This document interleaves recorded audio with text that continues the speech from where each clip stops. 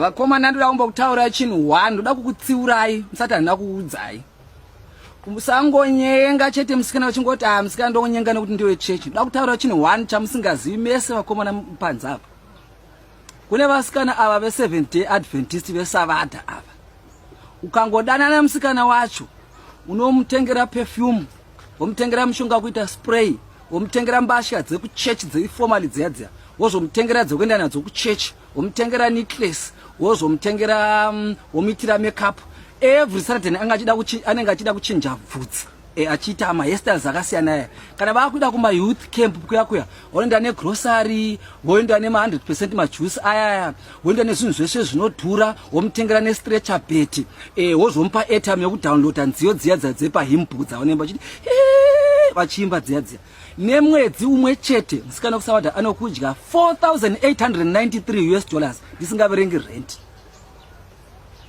Kune vasikana vePentecost vava, ukangodana nemusikana wekuPentecost da kutaura chinhu 1 chausingazivi. Anoda kumutengera mbasha dzekuchechi kwavo dzakanaka, vanochinja every Sunday. Wozomugadzirisa bvudzi every Sunday, anochinja style semunhu anoda kuenda kumuchato. Wozomitira makeup, wozomunankira, wozomuita mushonga wokuperfume, wokunankira nzara dziya. Anoda 15% yesalary yako unobvisa kuchechi hanzi ndiyo kuvaka. Wozoda 25% yekusara kwako ndiyo kupa men of God. Wozotora 25% unotenga anointing water kuchechi kwavo, wotenga nemabangles aya, wotenga nema-CD, mabangles aya akanyorwa kuti prophet ministry miracles tabernacles aya. Wobva papa wozotora imwe mari yako futi unopa men of God yomutengera grocery every month. Wozoda bhutsu dziya dzinenge dziri light zokuti kana vachinosvetuka vari kucrusade vachiti fire. And pamwedzi anokudya mari inogona kusvika $6,343.10 tisingaverengi mari yerent. Kozouya vasikana vekubhava vava, vekubhava anongoda mutengera supa batai munhu chete, womutenga nemudzanga wefodya kana asingasuti mbanje.